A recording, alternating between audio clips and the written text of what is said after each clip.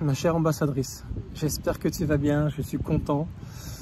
Content de faire cette vidéo, mais surtout content d'être dehors parce que ça faisait quelques jours que j'étais confiné dans le confinement. C'est-à-dire qu'en temps normal, on était déjà confiné. Mais il y a eu un cyclone qui est passé sur l'île de la Réunion pendant, on va dire, 3 jours. Et là, il commence, il s'est éloigné déjà. Mais comme il y en a un autre qui arrive, mais qui passe beaucoup plus loin, on sent encore qu'il y a un peu de vent. Mais voilà, on n'est plus en alerte rouge, ni même orange, on peut sortir. Mais tu vas beaucoup sentir le... Enfin, pas le sentir, mais l'entendre. Le vent, moi, le vent, je vais le sentir, bien sûr. Mais toi, tu vas l'entendre. Donc j'espère que ça ne va pas trop obstruer, on va dire, la qualité du son. Mais ça ne va pas m'empêcher de faire cette vidéo, enfin, dehors. Parce que ça me manquait véritablement. Parce que te montrer un des murs de mon salon, bon, bref, à la longue... alors ça n'enlève pas la qualité des vidéos, enfin en tout cas je l'espère, que ce que j'ai à te raconter, à te dire, à partager avec toi, mais ceci dit, voilà, c'est toujours préférable d'être dehors. Je me suis fait cette originalité de faire des vidéos en te faisant voyager sans toutefois sortir de ta région, de l'endroit où tu es, de ta ville, te montrer des petits coins sympas. Et j'ai pas oublié ma promesse, c'est-à-dire qu'un de ces quatre, je t'emmènerai lorsque le couvre-feu, parce qu'on est encore sous couvre-feu, c'est... Et bien t'emmener un petit peu plus loin, parce qu'il y a des choses tellement magnifiques à La Réunion à voir, à visiter, et des fois tu fais 500 mètres à droite ou à gauche, tu vois des trucs incroyables. Donc c'est vrai qu'en ce moment, c'est souvent les mêmes choses que je te montre, mais bon, ceci dit, ça reste quand même insolite. Je voudrais te faire une vidéo sur l'amour. Une vidéo que j'ai déjà faite, mais je reviens pas sur les sujets que j'ai déjà fait. Hein. J'aborde toujours mes vidéos sous un angle différent. Et je voudrais faire cette vidéo si jamais tu vis une situation délicate, difficile, tu supportes ton bourreau dans ton domicile ou peut-être en milieu privé. Mais si actuellement tu ne te sens pas bien, au moment où tu regardes cette vidéo, ça va pas. Dans la pièce d'à côté, tu es avec ton bourreau. Le pervers narcissique qui te fait la misère. Tu n'es plus heureuse avec lui. Mais tu l'aimes toujours. Et c'est ça qui est difficile, c'est que tu as du mal à avoir la force de partir, de prendre tes clics et tes claques. Il arrive toujours, quelque part, à te faire culpabiliser, à t'enlever toutes tes forces, pour que tu puisses véritablement avoir cette force, cette énergie de te dire, cette fois-ci je pars, c'est pour de bon, et je ne regarde pas en arrière, je ne céderai pas. Même s'il me fait sa scène habituelle, qui consiste à se mettre à mes pieds, à me supplier, alors que 5 minutes avant, il m'a frappé, voire insulté, voire humilié. Et oui, du véridique. C'est comme ça souvent que ça se passe. Et là, il est à mes pieds, il est en train de me dire qu'il n'est rien sans moi, qu'il me demande pardon, qu'il ne recommencera plus. Mais le problème, c'est que ça fait la énième fois qu'il me dit ça. Et à chaque fois, quand il me sort ce petit jeu-là, je fonds. Je suis incapable de prendre une décision et me dire non, j'y vais. Peut-être que c'est la peur qui m'empêche. Peut-être que si jamais là, je m'oppose véritablement et il le ressent, il va peut-être rentrer dans une colère folle. Il va peut-être me faire plus de mal, peut-être même me tuer.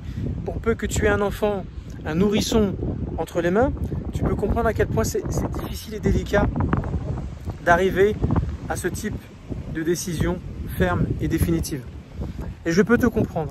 Si jamais tu décides de rester avec lui parce qu'il a réussi à te manipuler, à te faire la grande démonstration de je te demande pardon, je ne recommencerai plus, alors que tu sais très bien que ça va recommencer.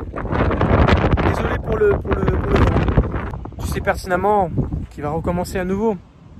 Eh bien, ce que je t'invite à faire, tout de suite, là et maintenant, si jamais tu décides de rester avec, et fais cet exercice régulièrement.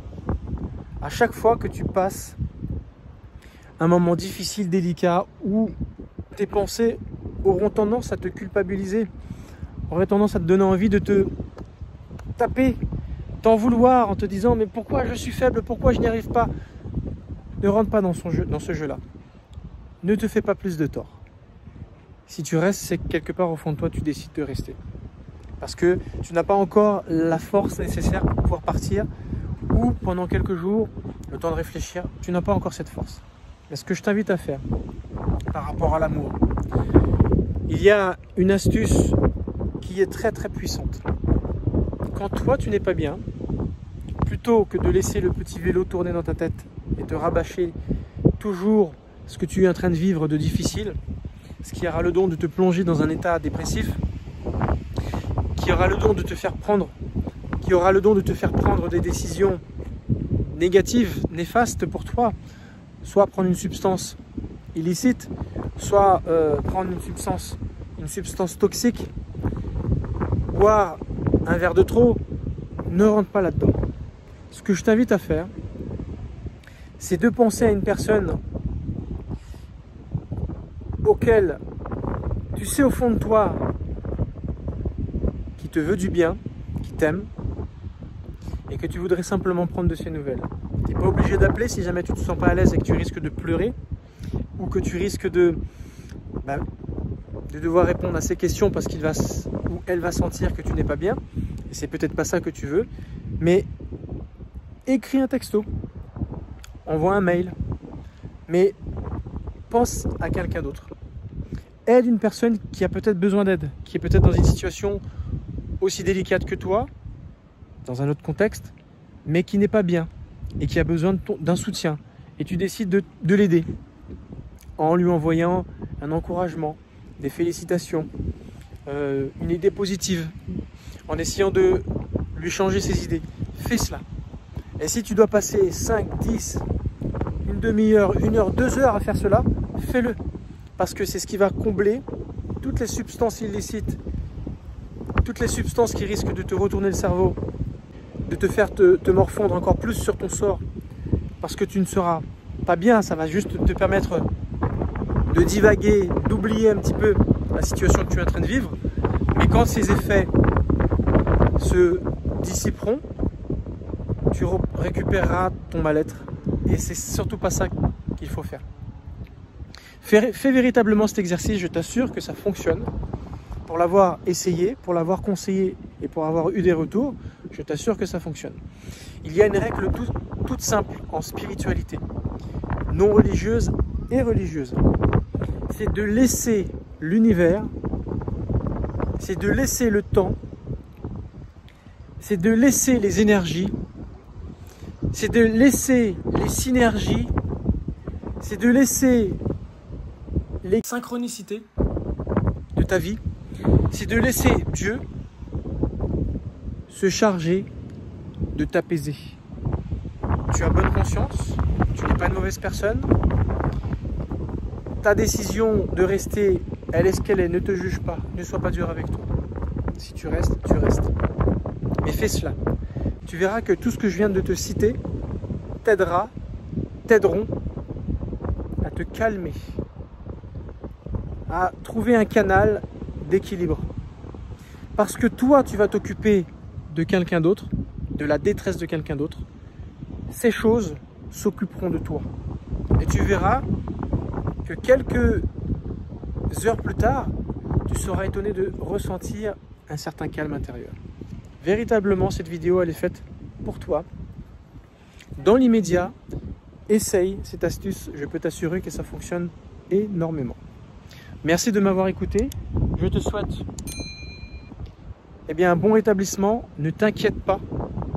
Ne t'inquiète pas. Le moment n'est peut-être pas encore venu pour prendre certaines décisions, mais tu y arriveras peut-être dans l'avenir. Mais fais cet exercice pour aller mieux. Je te remercie. Je te dis ciao dans une prochaine vidéo.